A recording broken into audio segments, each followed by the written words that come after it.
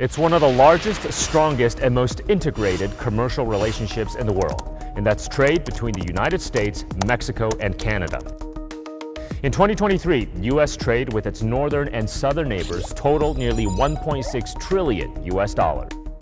Yet despite these deep partnerships that sustain North American competitiveness, the Trump administration has imposed sweeping 25% tariffs on two of its most steadfast trade partners. The people that have poured into our country so horribly and so much. Number two are the drugs, fentanyl, and everything else that have come into the country. And number three are the massive subsidies that we're giving to Canada and to Mexico in the form of deficits. The U.S. president has cited migration and drug flows as reasons for tariffs, while also claiming trade deficits mean the U.S. is subsidizing Mexico and Canada.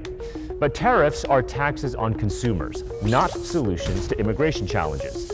If the goal is to reduce migration, shouldn't we ask whether weakening Mexico's economy through tariffs increases hardship and could potentially fuel even more migration? Meanwhile, fentanyl and other illicit drugs enter the U.S. outside legal trade channels, while tariffs only affect legitimate imports. Could these tariffs seriously weaken North American supply chains while doing little to curb the opioid crisis? And what about trade deficits? They're certainly not subsidies. Trade, of course, is an exchange, one that benefits all parties and not a one-sided giveaway. The Canadian Chamber of Commerce warns that a 25% tariff and retaliatory measures could cost each Canadian $1,900 and each American $1,300 annually, hitting industries like energy, autos, mining, forestry, and pharmaceuticals the hardest. Perhaps underappreciated south of the border, the Chamber also notes that Canada is the top export market for the United States and for 34 individual states, many of which voted for Trump. Nobel laureate and economist Paul Krugman calls the tariffs on Canada and Mexico really destructive. Effectively, they are part of our industrial base.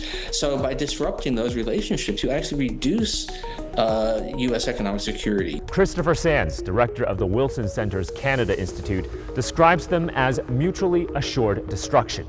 I think it's a very frustrating situation, and I can understand how Canadians feel in that, yes, Trump makes a bombastic threat, and it leads people to worry, what's he going to do? Economists warn that both Canada and Mexico risk falling into recession. But behind a simple tariff number are the millions of people who depend on a stable North American trade system. They're farmers, factory workers, small businesses, and service providers from Alberta to Alabama to Aguascalientes, all relying on a seamless flow of goods crisscrossing the continent before reaching store shelves. Disrupting this flow doesn't just raise prices, it can fracture communities, weaken industries, and undermine the foundation of North American prosperity.